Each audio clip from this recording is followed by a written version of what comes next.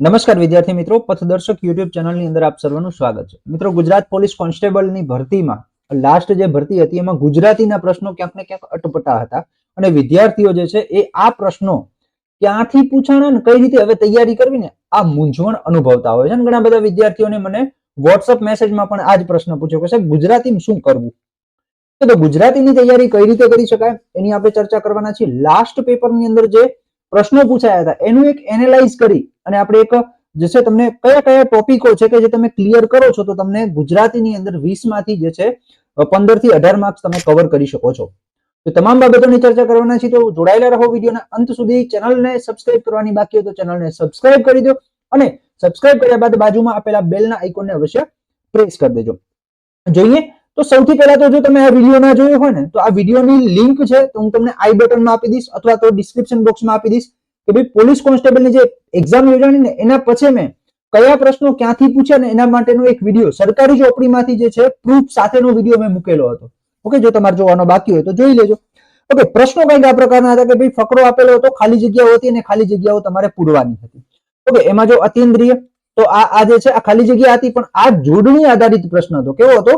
જોડણી આધારિત પ્રશ્નો હતો. ઓકે, તો આ ભાષા નિયામક કચેરીની જે બુક છે શબ્દકોશ પેજ નંબર 6 ઉપર આ પ્રશ્ન આપેલો, જે શબ્દ આપેલો છે, બરાબર, આ શબ્દ આપેલો છે અતિન્દ્રિય.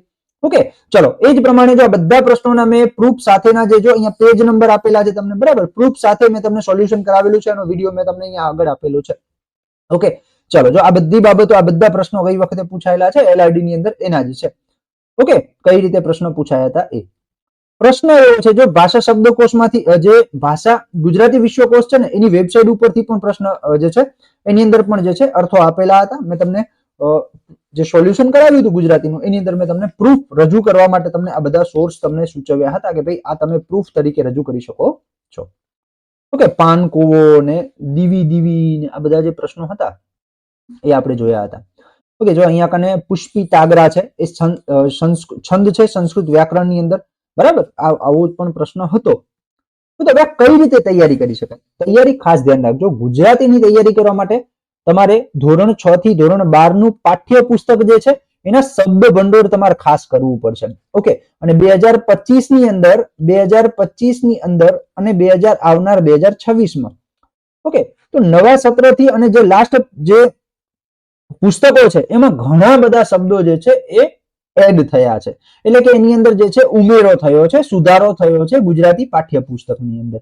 ઓકે, તો એ ખાસ વાંચવા 6 થી 12 ના શબ્દ ભંડોળ ગુજરાતી ભાષાના. ઓકે, હવે એમાંથી શું થશે તો કે એક તો તમે જોડણી ખબર પડશે, સાથે સાથે ઘણી વખત એવા પ્રશ્ન પૂછાતા હોય કે ફકરો આપેલો હોય એની અંદર કોઈ શબ્દ આપેલો હોય એનો તમને સમાનાર્થી અથવા વિરોધાર્થી શબ્દ પૂછેલો હોય, અથવા કોઈ વાક્ય આપેલું હોય એનો એક શબ્દ સમૂહ પૂછેલો હોય, તો આવા પ્રશ્નો પણ તમને પૂછાવાની પૂરેપૂરી સંભાવના છે.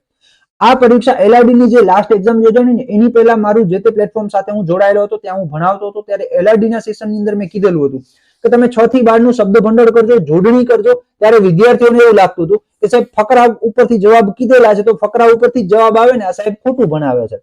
પણ જ્યારે પેપર દઈને આવે ને ત્યારે જે ખોટું ભણાવે ની કોમેન્ટ કરતા હતા ને વિદ્યાર્થીઓ, એ જ વિદ્યાર્થીઓએ મને મેસેજ કરેલો કે સાહેબ તમે કહેતા હતા એ સાચી વાત હતી. બરાબર, તો આ ખાસ કરજો 6 થી 12 નું શબ્દ ભંડોળ. હવે પ્રશ્ન એ છે કે સાહેબ 6 થી 12 નું શબ્દ ભંડોળ કઈ રીતે કરવું? તો એક તો તમે પાઠ્યપુસ્તક વાંચી શકો છો, અથવા તો એક આપણે સિરીઝ થોડા સમય પહેલા ચાલુ કરી હતી ને હમણાં બંધ પણ છે, કારણ કે એની અંદર જે છે વિદ્યાર્થીઓને રુચિ ઓછી છે એટલે આપણે એ સિરીઝ બંધ કરી છે. પણ જો તમારી કોમેન્ટ હશે તો આ સિરીઝને આપણે ફરીથી સ્ટાર્ટ કરશું. બરાબર, આ સિરીઝની અંદર જો ધોરણ 6 પ્રથમ ભાષાનું પુસ્તક, ધોરણ 6 દ્વિતીય ભાષાનું પુસ્તક, ધોરણ 7 પ્રથમ ભાષાનું પુસ્તક, ધોરણ 8 દ્વિતીય ભાષાનું પુસ્તક, એટલે કે સાહેબ ધોરણ 6 થી કરી અને ધોરણ 12 સુધીના પાઠ્યપુસ્તકો પ્રથમ અને દ્વિતીય ભાષાના બધા ક્લિયરલી રીતે આપણે આ સિરીઝની અંદર કરશું. પણ જો તમારી કોમેન્ટ હશે તો આ સિરીઝ આપણે સ્ટાર્ટ કરીશું. ઓકે, તો એક તો શબ્દ ભંડોળ તમારે કરવાનું છે, સાથે સાથે જોડણીના નિયમો તમને ખબર હોવા જોઈએ. જે બેઝિક નિયમો છે કે ભાઈ 4 અક્ષરના શબ્દમાં પહેલો અક્ષર કયો આવે, બરાબર, પહેલા અક્ષરમાં આવતો ઈ કેવું, હંમેશા કેવો હોય, જે બેઝિક રૂલ્સ છે એ તમને આવડવા જોઈએ.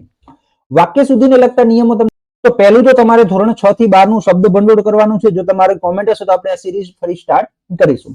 જોડણીના નિયમો ગઈ વખતે પૂછાણા હતા એટલે ખાસ કરવાના છે. મેં તમને કહ્યા એ પ્રમાણે કે બેઝિક નિયમો 4 અક્ષરના, 3 અક્ષરના, 2 અક્ષરના, બરાબર, એ બેઝિક નિયમો તમને ખબર હોવી જોઈએ. વાક્ય સુધી જો હવે આની અંદર ટ્વિસ્ટ એક એવો થઈ શકે કે અશુદ્ધ વાક્ય જણાવો અથવા શુદ્ધ વાક્ય જણાવો, બરાબર. એક ફકરો આપેલો અને આપેલું હોય કે ભાઈ આપેલ જે છે ફકરામાં અશુદ્ધ વિધાન જણાવો અથવા અશુદ્ધ વાક્ય જણાવો. આ પ્રકારનો પ્રશ્ન બની શકે છે ફકરા આધારિત. ઓકે, તો એ કઈ સમજ હોવી જોઈએ. એના પછી વિરામ ચિહ્નોની સમજ. બરાબર, કે ભાઈ પૂર્ણ વિરામ ક્યારે આવે, અલ્પ વિરામ ક્યારે આવે, એજન્ટ ચિહ્ન ક્યારે આવે. બરાબર, કાકપદ એટલે કાકપદ ઘોડી જેને આપણે કહીએ, કાકપદ ઘોડી ક્યારે આવે. પછી જે અવતરણ ચિહ્ન છે સિંગલ, એક વડું અને બે વડું ક્યારે વપરાય. તો આવા જે બેઝિક નિયમો છે વિરામ ચિહ્નને લગતા, એ પણ તમને એની પણ સમજ તમારે કેળવવી જોઈએ, કારણ કે એ પણ તમને પૂછાઈ શકે છે. તો ગુજરાતીની અંદર આટલા ટોપિકો આ રીતે તૈયારી કરશો તો તમારા મેક્સિમમ માર્ક્સ જે છે એ કવર થઈ શકશે. તો આશા રાખું છું આ માહિતી તમને મદદરૂપ થઈ હશે. અને એ ઉપરાંત જો તમે ડેલી બેઝ ઉપર પ્રિપેરેશન કરવા માંગો છો તો ડેલી બેઝ ઉપર આપણી એક ટેસ્ટ સિરીઝ જે છે એ અત્યારે ચાલી રહી છે. જો તમે એની અંદર જોડાવા માંગો છો તો વિડીયોના ડિસ્ક્રિપ્શન બોક્સની અંદર એપ્લિકેશનની લિંક આપેલી છે. બરાબર, એપ્લિકેશનની લિંક આપેલી છે, ત્યાં જઈને તમે એપ્લિકેશન ડાઉનલોડ કરી અને તમારે પહેલા તો ડેમો ટેસ્ટ જોવાના છે. ડેમો ટેસ્ટ જોશો એટલે તમને શું જોવા મળશે? એનું કોન્ટેન્ટ જોવા મળશે. બરાબર, કોન્ટેન્ટ જોશો એટલે તમને આઈડિયા આવશે કે ભાઈ આ કોન્ટેન્ટ જે છે એ તમને મદદરૂપ થશે કે નહીં થાય, તમે પોતે તમારે નિર્ણય લેવાનો છે. ઓકે, ત્યારબાદ તમારે જોડાવાનું છે. એપ્લિકેશન ઉપરથી તમે ડાયરેક્ટ બાય કરી શકશો. 120 દિવસનું પ્લાન છે, જેમાં 10 થી પણ વધારે દિવસો, આજે 12 દિવસ થયા છે. બરાબર, 12 દિવસનું અત્યારે ચાલુ છે. અત્યારે રિઝનિંગનું ચાલુ છે. બરાબર, રિઝનિંગના ટેસ્ટ ડેલી ટાર્ગેટ બેઝ ચાલુ છે. ડેલી 25 માર્ક્સનો એક ગણિત રિઝનિંગ ગુજરાતીમાંથી ટેસ્ટ હશે અને 25 માર્ક્સનો જે છે એ તમારો જીકે માંથી ટેસ્ટ હશે. બરાબર, આ રીતે આપણો એક આખો પ્લાન બનાવેલો છે.